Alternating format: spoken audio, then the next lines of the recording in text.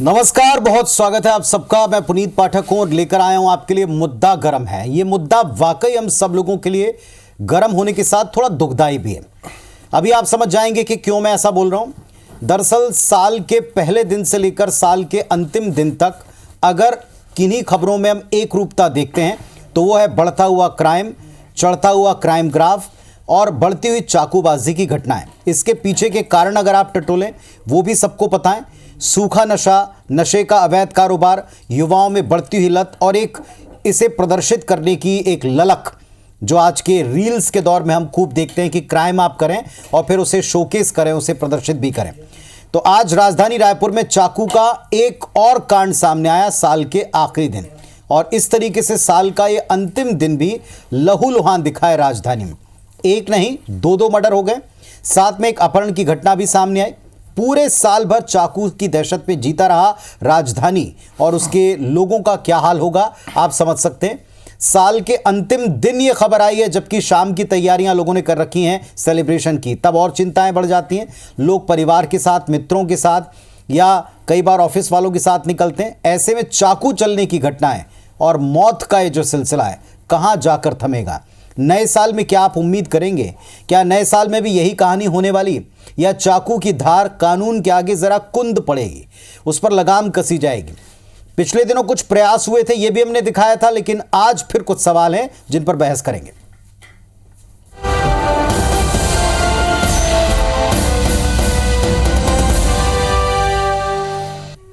तो Raipur double murder से फिर से दहली है डीडी नगर थाना इलाके में। आज की घटनाएं बता दें।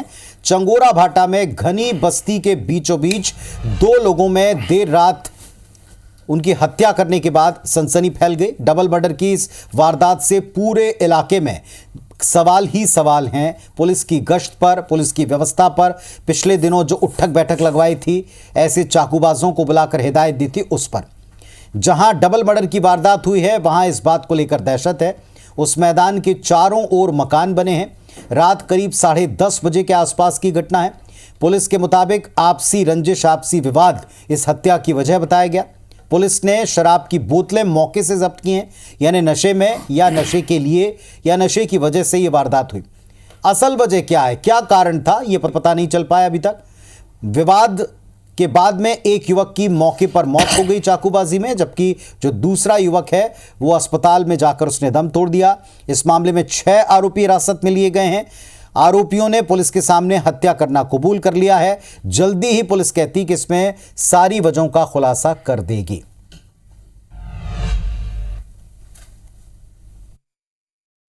बिहारी भैया एक जने दुकान वाला, वो आके बताई से फिर हम गए चौक में गए तो गाड़ी वाला वो ये वाला ले गए आए हैं 108 वाला भाव है ना, तेन बताई से कृष्णा खत्म हो गए जाते जाते की झगड़ा नहीं हो। कल देर रात में यहाँ पे एक विवाद हुआ था और विवाद पर से 2 लोगों की यहाँ पे मर्डर कर दिया गया है। जितने भी यहाँ पे लोग हैं रहवासी है उनसे पूछताछ की जा रही है। पूछताछ में कोई एक वजह सामने नहीं आई अभी।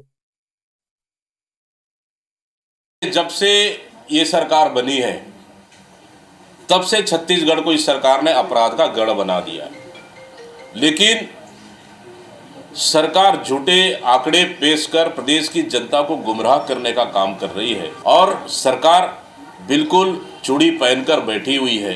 ये सरकार नहीं चाहती कि अपराध रोके, ये सरकार नहीं चाहती कि अपराधियों को कम से कम डर और भय हो। कोई भी अपराधी तत्व के लोग जो इस प्रकार की घटना कर रहे हैं उनको बख्शा नहीं जाएगा। सरकार पूरी तरह से ऐसे लोगों के खिलाफ नकेल कस रही है और पूरी पारदर्शिता के साथ जांच पड़ताल करके कानून में, संविधान में जो प्रावधान है उनको कड़े से कड़े दंड दिलाया जाएगा।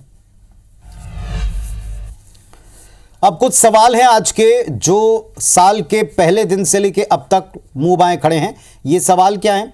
राजधानी में जहां की सुरक्षा व्यवस्था प्रदेश की सबसे कड़ी और सबसे बड़ी चौकसी जहां होती है, वहां ये स्थिति क्यों है? क्या ये पूरी तरह से मुफीद जगह बन गई चाकूबाजों के लिए, एक सेफ पैलेस बन गया है? क्या यहां पर अभ्यारण्य आप उन्हें कह सकते हैं? सवाल नंबर 2 कि साल का अंत डबल मर्डर से नए साल में क्या चुनौतियों को बढ़ाता नजर आ रहा है? क्या आने वाले साल को लेकर आप कोई अच्छी उम्मीद कर सकेंगे? ऐसे में लॉ एंड ऑर्डर जो 2024 में सबसे बड़ा प्रश्न विपक्ष ने भी खड़ा किया, इस पर प्रदर्शन भी किए, क्या उनके जवाब 2025 देगा? शहर में इतने चाकू कहां से आते हैं? उन पर अंकुश लगाने का कोई और तरीका नहीं है क्या? ये सवाल आज का सबसे महत्वपूर्ण सवाल है, जिस पर आज हम बात जरूर करना चाहेंगे। बात बात में चाकू चलाने का कल्चर रायपुर में कैसे पनपा, क्यों पनपा, और अब तो इसे खुलकर बताने की एक होड़ है। इस होड़ का क्या तोड़ है, इस पर भी हम बातचीत करेंगे। हमारे साथ इस वक्त भारतीय जनता पार्टी और कांग्रेस के प्रवक्ताओं को हम आमने सामने लाकर डिबेट करते हैं मुद्दा गरम में। अभी इस वक्त विकास तिवारी जी जुड़ चुके हैं, कांग्रेस पार्टी के प्रवक्ता, विपक्ष की भूमिका में आप हैं। विकास जी, नए साल की तैयारी के लिए जितने भी प्लान्स बनाने वाले लोग हैं उनमें ज्यादातर यंगस्टर होते हैं। आपके हमारे मित्र, आसपास के लोग, स्कूल और कॉलेजेस में जाने वाले बच्चों से लेकर सारे स्टाफ में काम करने वाले लोग। साल के अंत में सुबह से लेकर अब तक 2 मर्डर हो चुके हैं, एक अपहरण जैसी घटना की खबर आई है, रिपोर्ट आई है। ये घटना का जिम्मेदार आप किसको मानते हैं? पिछले दिनों कुछ कदम उठाए थे, वो आपको पर्याप्त लगते हैं? देखिए पुनीत जी, सबसे बड़ी बात यह है कि जो भी घटनाएं हो रही है बहुत दुखद है। ये बात भी सही है कि चाकू न पुलिस चला रही है, न गृह मंत्री चला रहे हैं, न मंत्री लोग चला रहे हैं, न मुख्यमंत्री निर्देश में हत्याएं हो रही। ये हो क्यों रहा है? हो इसलिए रहा है, लॉ एंड ऑर्डर को कौड़ियों के भाव में सरकार के नुमाइंदे बेच रहे हैं। मैं इसलिए जिम्मेदारी से कह रहा हूँ, अगर लॉ एंड ऑर्डर होता तो ये अपराधी बेखौफ, ये डर में रहते, बेखौफ नहीं रहते। अब आप देखिए, जो कानून का ये जो नीचे स्तर से सिस्टम बना कर रखे हैं, थाना स्तर में आप सिस्टम बना के आप देखिए कि छोटा मोटा मारपीट हुआ, छोटा चाकूबाजी हुआ, थाने में ये सेटलमेंट करके उसको छोड़ देते हैं।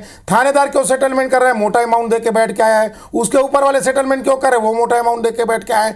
तो पूरा लॉ एंड ऑर्डर को ये सरकार बेच के नक्की कर चुकी है। इस कारण यह स्थिति है और उसका सामना आम आदमियों को भोगना पड़ रहा है। अधिकारी बेखौफ क्यों है पुनीत जी?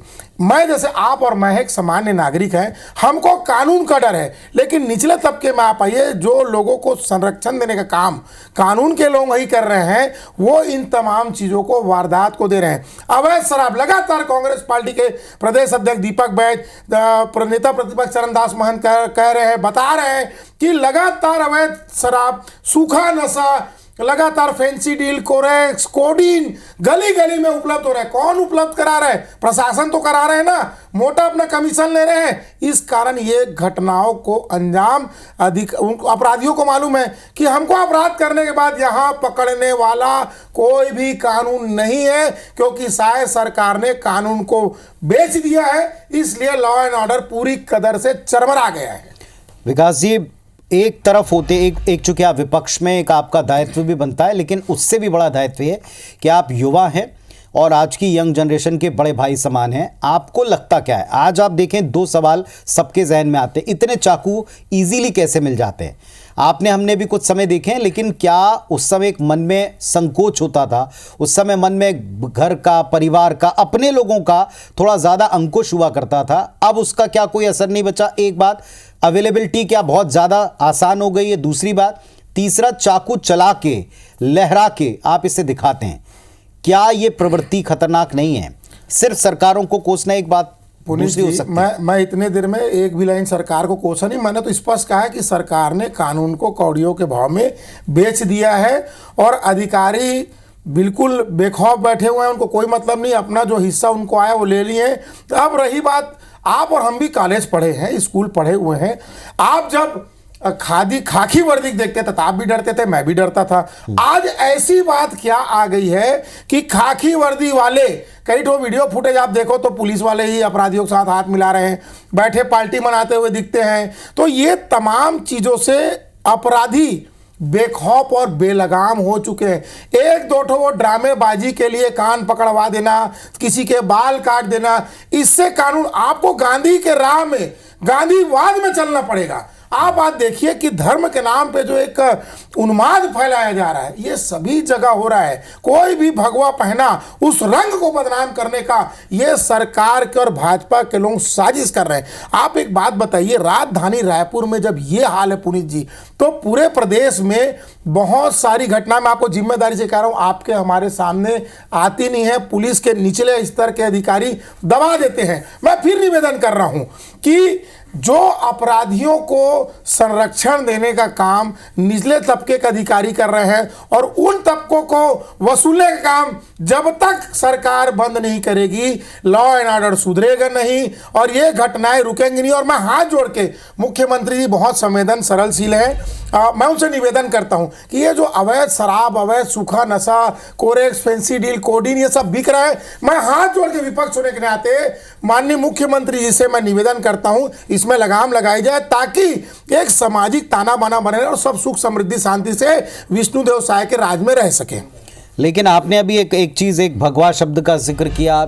ये तो दोनों पक्षों के लोग हैं ना, इसमें तो दोनों पक्षों के लोग आपको नहीं नजर आते विकास भाई के? इसमें ज़्यादातर लोग जो हैं उनमें दूसरे समुदाय के भी हैं, चूंकि एक भगवा का जिक्र किया, ये कोई लाइसेंस थोड़ी ना है। और एक बात मैंने और कही थी, परिवारों के अंकुश की, वो नहीं लगता ज्यादा चिंताजनक पहलू हो गया? भगवा कलर हो, हरा कलर हो, नारंगी कलर हो, गुलाबी कलर हो, जो भी कलर हो, किसी को भी संरक्षण देने का अधिकार नहीं। लेकिन आप रेंडम डाटा उठा के देख लीजिए, हमको, मैं देखिए, मैं गर्व से हिंदू, ये किसी का पेटेंटेड नहीं है, लेकिन अगर हम उन चीजों के तह पर जाए, चाहे कोई भी कलर हो, हमारा क्या काम है, हमारा और आपका क्या, एक सभ्य समाज, आपके हमारे बच्चे भी घर के बाहर में घूम रहे हैं, आप भी तनाव में रहते हैं, हम भी तनाव में रहते हैं, गौरी श्रीवास भी तनाव में रहते हैं कि कोई अप्रिय घटना ना हो जाए। इसका लगाम लगाने का एकमात्र तरीका है, जब तक लॉ एंड ऑर्डर का खौफ उनके ऊपर नहीं होगा, फर्जी चीजों को बंद नहीं किया जाएगा, तब तक ये अपराध निरंतर चलता रहेगा। और ये कहना कि ये फलाना इस्तीफा दे दे, ढिमकाना इस्तीफा दे दे, ये तो चलता रहेगा। लेकिन एक बात ये भी है कि जो अयोग्य व्यक्ति है, जो लॉ एंड ऑर्डर नहीं संभाल पा रहा है, उनको तत्काल अपने पद से इस्तीफा दे देना चाहिए। ठीक है, आपके इशारे भी क्लियर हैं और आपकी बातें भी क्लियर हैं। जरा गौरीशंकर श्रीवास्तव जी आ गए हैं, भारतीय जनता पार्टी के तेज तर्रार युवा और वही जनता के बीच के हैं। गौरीशंकर जी, आज की चर्चा जो मुद्दा गर्म है, दरअसल ये मुद्दा गर्मी के साथ थोड़ा डरा भी रहा है। 1 तारीख से लेकर साल की अंतिम तारीख तक, अंतिम दिन जब आप शाम की प्लानिंग कर रहे हो अगर कहीं परिवार के साथ, मित्रों के साथ जाने की, तो सुबह से 2 मर्डर हो चुके हैं, 2 चाकूबाजी की घटनाएं इसमें जुड़ गई हैं, वही सेम घटनाओं का जिक्र कर रहा हूं, और एक अपहरण जैसी सूचना आती है। जूझ सी रही है पुलिस, लेकिन ऐसा लगता है कि लोग आगे चल रहे हैं, पीछे पीछे पुलिस है। लॉ एंड ऑर्डर को लेकर कई बार डिबेट आपने भी की, हमने भी की, आप लोगों को बुलाते हैं, आप बताते हैं कि हम मामले दर्ज करते हैं, सारी चीज़ों में एक्टिव रहते हैं, असर क्यों नहीं हो रहा? पुनीत जी, जो घटना हुई है निश्चित तौर पे काफ़ी दुखद है, लेकिन सबसे ज़्यादा दुखद ये है कि इस मुद्दे पे बयानबाजी और किस प्रकार से ईमानदारी का नाटक वो लोग कर रहे हैं जिन लोगों के सरकार के समय 5 साल में सबसे ज़्यादा आपराधिक मामले हुए हैं। वो लोग कर रहे हैं जो थाने से अपराधियों को, गुंडों को, बलात्कारी को थाने से छुड़ा कर ले जाते थे। वो लोग कर रहे हैं कि एजाज ढेबर के जो गुंडा उनके भतीजे थे उनको 5 रुपए का चालान काट कर छोड़ा जाता था। क्या ये चीज़ें भारतीय जनता पार्टी की सरकार में पिछले 1 साल में आपको देखने मिली है? क्या किसी नेता, मंत्री, विधायक का कोई भतीजा 5 रुपए का चालान काट कर थाने से छोड़ दिया गया? गोलीकांड जैसा कृत्य इनके सरकार के समय हो जिसमें एजाज ढेबर जी का भतीजा वहां पर शरीक था, क्या कोई कार्रवाई हुई? वो तब की बात या अब की बात? अभी कहीं भी कोई किसी प्रकार की घटना हो रही है, सरकार तत्काल कार्रवाई कर रही है। लेकिन मेरा साफ कहना है कि अधिकतर जो मामले पिछले 1 साल में घटित हुए हैं उसमें कांग्रेस पार्टी के लोगों की भूमिका सबसे अग्रणी रही है। चाहे सूरजपुर का मामला हो, चाहे दामाखेड़ा का मामला हो, चाहे कवर्धा का मामला हो, तो ऐसा लगता है कि सारे अपराधियों को सुनिश्चित तरीके से। एक मिनट गौरीशंकर जी, आप मुझे एक बात बताएंगे। आज का ना तो हम वो बड़े प्रकरणों की बात कर रहे हैं जिन प्रकरणों की तरफ आप चर्चा को ले गए, एक बात थोड़ी सी आपको समझानी है। ये जितने चाकूबाज पकड़े जा रहे हैं, जितने नशे के कारोबारी पकड़े जा रहे हैं, जितने चाकू चला करके जो अपने स्क्रीन के ऊपर अपनी सोशल साइट पर डाल रहे हैं, ये सब के सब एक महापौर जी के और उनके परिवार के रिलेटेड आपको लगते हैं? आप जितनी कार्रवाइयां कर रहे हैं, बाकी के लोग कौन हैं? थोड़ा सा लॉजिकली भी बात करें। मैं बिल्कुल लॉजिकल बता रहा हूं, मुझे अच्छी तरह याद है। और केवल उन्हीं पर ध्यान है पुलिस का, बाकी और किसी चीज पर नहीं रहा है। 29 जुलाई 2021 को आपके चैनल पर डिबेट हुआ था कि डूंडा स्थित कई ऐसे नशेड़ी थे जिन्होंने हत्या भी किया, उसके बाद उसका वीडियो वायरल किया। ये खौफ कांग्रेस पार्टी के सरकार में नहीं था। आज कम से कम वो चीजें हमको देखने नहीं मिल रही। जहां भी कार्रवाई हो रही, सारे गुंडा बदमाश कहीं ना कहीं कांग्रेस पार्टी उस समय कनेक्टेड रहे। मैं ये नहीं कह रहा हूं कि अभी जो घटना इसमें कांग्रेस पार्टी के लोगों का हाथ है। हमारा साफ कहना है कि कार्रवाई हो रही कि नहीं हो रही है। क्या किसी को बचाने का, छिपाने का प्रयास हो रहा है? क्या कहीं किसी प्रकार का कोई भी घटना? अब आता हूं आरोप पर। अभी तक मैंने फैक्ट पर बात की, आप जस्टिफाई कीजिएगा। विकास जी अभी ये कह रहे हैं कि साहब पुलिस वाले और प्रशासन के लोग, उनका अपना एक शेयर, एक कट टाइप का बन गया है, इसीलिए वो बेफिक्र कहीं ना कहीं चुपचाप बैठते हैं। घटना के बाद तो उनको एक्शन में आना ही पड़ेगा, उनको वहां पहुंचना पड़ेगा, रिपोर्ट दर्ज करनी पड़ेगी, लोगों को पकड़ना पड़ेगा। और दूसरी बात, अगर इतनी कड़ाई है तो इन मामलों पर अंकुश लगना चाहिए। वो उठक बैठक की तस्वीरें भी IBS 24 पर आपने देखी, लेकिन क्या वो पर्याप्त हैं? हम बड़े खुश होते हैं अगर वो पर्याप्त होती तो। मैं उसे पूरा पर्याप्त नहीं मानता, लेकिन विकास तिवारी जी का अपना अनुभव ज़्यादा होगा इन चीज़ों में। उनके सरकार के समय चीज़ें बहुत अच्छे से चली होगी। ताश के जैसे गड्डी होते हैं वैसे 3-3 महीने में SP बदले जाते थे, तो कट कैसा रहा होगा ये बहुत अच्छा बताएंगे। नहीं, इन्होंने आरोप लगा, उसको बता रहा हूँ थोड़ा सा पॉलिटिक्स। आपने विकास जी का हवाला दिया तो मैं बता रहा हूँ, विकास जी का हवाला आपने सवाल मुझसे किया कि इन्होंने कहा, तो मैं बताता हूँ कि इनका अनुभव ज़्यादा होगा, सरकार 5 साल चलाए हैं, तो हो सकता है इनको वही चीज़ नजर आ रहा होगा। लेकिन भारतीय जनता पार्टी में चीज़ें बिल्कुल ऐसी नहीं है जो इनके सरकार के चलती थी। हमने SP से लेकर कलेक्टर से लेकर सब में जिम्मेदारी तय की है, और उनको भी निपटाने में, नापने में हमने कहीं देरी नहीं किया।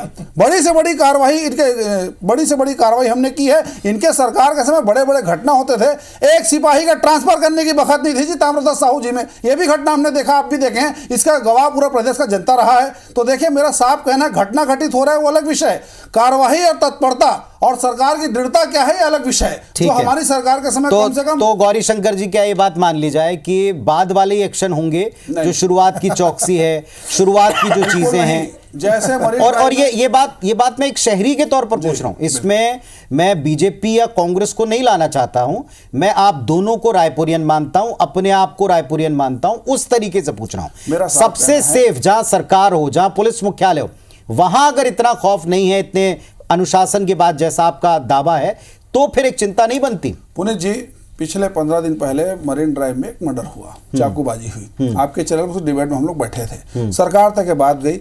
मरीन ड्राइव में जाकर देखिए क्या चौकसी है, किस प्रकार की मॉनिटरिंग हो रही है, लगातार वहां पर पुलिस की गश्त चल रही है, थानों में चाक चौबंद किया गया। अब ये त्वरित घटना है, इसकी भी सरकार संज्ञान लेगी, पुलिस विभाग इसकी कार्रवाई करेगी, किसी को भी बख्शा नहीं जाएगा हमारी सरकार में, और 5 रुपए का चालान तो नहीं काटा जाएगा जैसे इनका सरकार के समय होता था। ये चीजें हमारे में नहीं होगी, ना थाने से किसी को बलात् छुड़ाया जाएगा कि हमारे पार्टी का उदाहरण उन्होंने दिया था, आप दोबारा दोहरा दें। वो कह रहे 5 रुपए का चालान नहीं काटा जाएगा, आपने बता दिया कि कैसे लोग बाग कट ले लेते हैं, अपनी जुबान से कहिए विकास जी, बताइए। देखिए, सबसे पहले बात तो पुनीत जी, मैं इस विषय में बिल्कुल राजनीति नहीं करना चाह रहा था, लेकिन गौरी श्रीवास, हम उम्मीद कर रहे थे कि आप ना करें, दोनों जन। गौरी श्रीवास चाह रहे हैं कि हम ये बताएं कि कोरबा के भाजपा का कौन सा बड़ा नेता डांडिया ग्राउंड में पुलिस के वर्दीधारी, खाकीधारी अधिकारियों को पटक पटक कर पीटे हैं, ये गौरी श्रीवास नहीं जानते। दूसरा, इनके ऊपर वाकई में भाजपाइयों के ऊपर तरस आता है। ये कहते हैं कि 5 रुपए का कांग्रेस में चालान करता था, 3-3 महीने में टोकन में अधिकारी बदल दिए जाते थे। अब आप आंकड़ा निकाल लोगे, पुराना आंकड़ा और नए आंकड़े में, मैं उसमें भी नहीं जाना चाहता। Being a Raipurian, being a छत्तीसगढ़िया पर्सन, सीधा बात ये आ रहा है कि रोज ऐसी घटनाएं, आपने भी पूछा पुनीत जी, इतनी सारी चाकुएं कहाँ से आ रही है, इतना सारा जो सूखा नशा ये कहाँ से आ रहा है। मैं फिर कह रहा हूं, गौरी श्रीवास बचपन में, गौरी श्रीवास हो चाहे विकास तिवारी हो, खाकी को देख के डरते थे। आज ऐसे इनके सरकार में ऐसा क्या फार्मूला आ गया है, ऐसा क्या हो रहा है कि ये हर चीज में कांग्रेस को, देखिए ये सिस्टम को कोलैप्स करने का तरीका, 5-6 कांग्रेसियों के ऊपर FIR करा दो, कृष्णा पब्लिक स्कूल वाले से मिलकर हमारे ऊपर FIR कराए, आंदोलन खत्म करा दो, इससे क्या सिस्टम सुधरेगा? अरे हमको परमानेंट जेल भेज दो। लेकिन लगातार घटनाएं बढ़ रही है, लॉ एंड ऑर्डर की स्थिति खराब होती जा रही है, उसको कैसे आम जन भावनाओं के बीच, महिलाओं के बीच, बेटियों के बीच कैसे स्थापित करेगी? थोड़ा सा हल्के ऊपर मैं आऊंगा, कहां है बताइए ना। ठीक है, मैं आऊंगा हल्के ऊपर। गौरी शंकर जी, पहले उनकी बात का उत्तर आप दे दें। देखिए, मेरा साफ कहना है कि घटना कोई भी हो, कोई भी सरकार नहीं चाहती कि उसके शासनकाल में इस प्रकार की घटना घटित हो। ठीक है, लेकिन सही घटना पे कार्रवाई और सरकार की तत्परता और सरकार की ईमानदारी निसंदेह आज जो चल रहा है वो बहुत ही अपने आप में प्रशंसनीय है। मैं फिर कह रहा हूँ, किसी भी अपराधी को बख्शा नहीं जाएगा, ना किसी अपराधी को बचाया जाएगा। इनसे बोल रहे हैं गौरी श्रीवास, तो क्या कार्रवाई होकर रहेगी? नहीं लगता है? नहीं, बिल्कुल। अगर पुलिस इस प्रकार से कार्य कर रही है, बोल रहे हैं कि जो काम हो रहा है प्रशंसनीय काम है। 24 घंटे में अगर कांग्रेस का हत्यारा कुलदीप साहू अगर सूरजपुर से पकड़ा जाता है। आपके चैनल में मैं चुनौती देकर कहा था कि 24 घंटे का बाद उस हत्यारे को हम दबोच लेंगे, सूरजपुर में डबल मर्डर केस वाले को। तो तब पुलिस की कार्य प्रशंसनीय होती है। और बलौदा बोयार का मुख्य आरोपी देवेंद्र यादव अगर 4 महीने से जेल के पीछे में है तो पुलिस की कार्य प्रशंसनीय है कि मुझे बताइए। लो, चाहे कुरुप चाहे कवर्धा का मामला हो, जहां जहां पे शांति फैलाने का प्रयास हुआ, कार्रवाई हुआ है, किसी को बचाने का प्रयास नहीं हुआ। चाहे विकास तिवारी जी कितना बड़ा भी नेता हो, अगर इस सरकार में कानून अपने हाथ में लेगा, आप सवाल से भाग गए। 5 रुपए का चालान नहीं कटेगा, मर्डर हो रहा है, भतीजे का 5 रुपए का चालान नहीं कटेगा। मैं बताऊं आपने कटवाया है, सारी विभाग में किसका भतीजा क्या कर रहा था, कई सारे अपराधियों को छोड़ा आपने, पुलिस वाले कई सारे अपराधियों को थाने छिपाया आपने। ये हमारे समय नहीं होगा, आपके सरकार में होता था। आपके सरकार असफल है, 1 साल में गोली काट के अभियोग करके रख दिया। कई सारे क्लबों में रात के बाद गोली चलाने वाले। विकास जी, गौरी भाई, दोनों को मैं एक बात के ऊपर रोकता हूं। आप दोनों को मैं फिर कहूंगा, एक शहरी होने के नाते, गौरीशंकर जी आपकी जिम्मेदारी ज्यादा है, आप अभी सत्ता पक्ष के नेता की तरह यहां पर उसकी तरफ से आप बात रख रहे हैं। आप बताइए, मैं आपसे पूछता हूं, अगर कोई भी अच्छा एक्ट होता है, अब मैं 3 सवाल आपसे पूछ रहा हूं, आप भूल के कि विकास तिवारी जी को आप उत्तर दे रहे हैं, आप उत्तर दीजिए एक शहरी और भाजपा के नागरिक, एक व्यक्ति होने के नाते, कार्यकर्ता के नाते। पहली बात, इतने सारे चाकुओं की अवेलेबिलिटी पर हमने जो एक्शन लिया, क्या पर्याप्त है? प्रशंसनीय है, एक बात।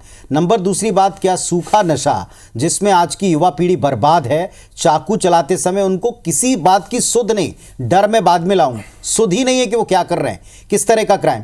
तीसरा, हमने देखा था जब वो परेड भी निकाली थी, आप गिनकर देखिएगा, अगर 100 लोग होंगे तो उसमें से 70 के आसपास एकदम यूथ हैं, एकदम युवा हैं, 20-25 साल के शायद अंदर वाले।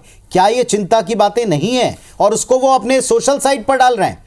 नहीं, निसंदेह आपने जो बात कहा उससे मैं बहुत हद तक सहमत हूँ कि चाकू की जो बरामदी की जो कार्रवाई है वो पूरी तरह से 100% अभी काफ़ी नहीं है, इस पर लगातार कार्रवाई होनी चाहिए।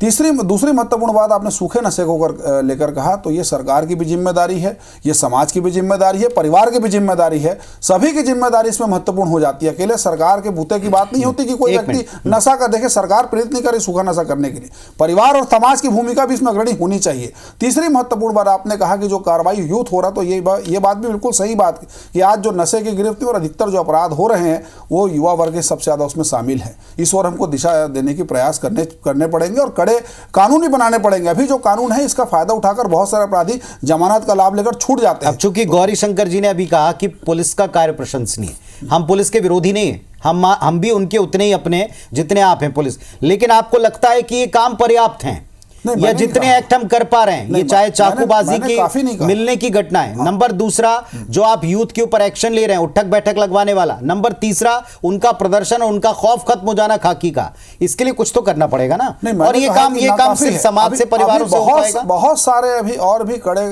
कदम उठाए जाने शेष है, ये बात मैं बिल्कुल कह रहा हूं, बड़ी जिम्मेदारी से कह रहा हूं। विकास तिवारी, जब थोड़ा आपसे मैं पूछूंगा, कंस्ट्रक्टिव सॉल्यूशन दीजिएगा, आरोप के ऊपर मत जाइएगा, वरना और 15 मिनट आप दोनों का वर्सेस दिखाएंगे हम।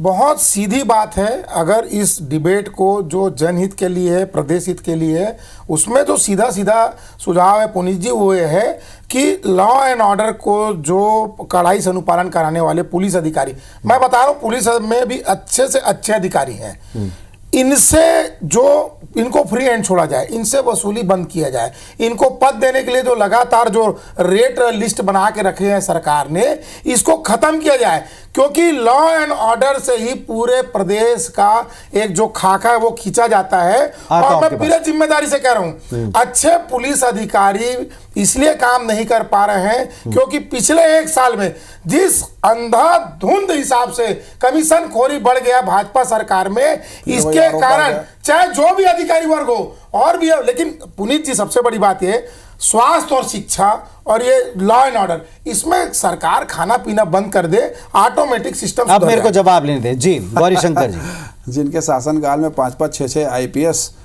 ईडी के 4 सीटर हैं, 5 साल में उन्होंने पुलिस का किस प्रकार से दुरुपयोग किया, किस प्रकार से राजनीतिकरण किया। उनकी सरकार चली नहीं, गई। मैं बता रहा हूँ, वो लोग अगर इस प्रकार की सरकार चली गई।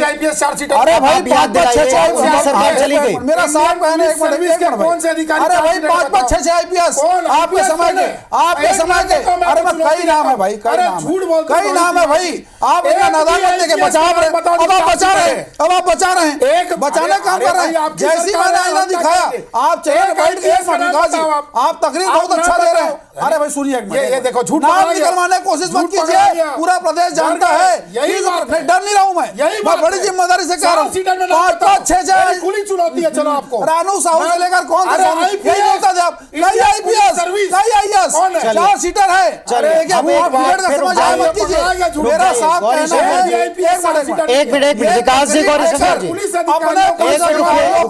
बचाने का प्रयास मत कीजिए आप। दोनों जन रुक जाइए, गौरी शंकर जी और विकास जी। विकास जी, मैंने कहा था कि आप इसका एक मिनट मैंने कहा था आप थोड़ा सलूशन बताइए।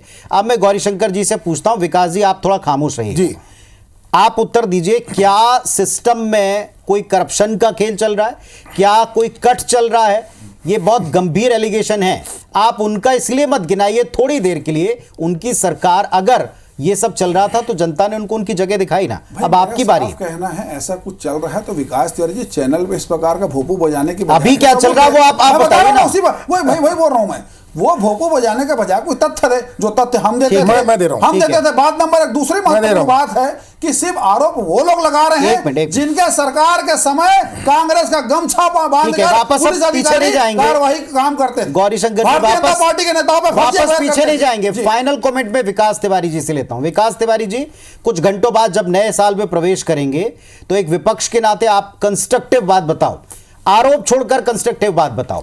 मैं फिर पुनः जिम्मेदारी से कह रहा हूं, शहरी के नाते एक बात, मैं शहरी के नाते, और साल का आखिरी डिबेट है और आने वाले वर्ष की मैं आपके पूरे दर्शकों को, देश भर के दर्शकों को शुभकामनाएं भी देता हूं।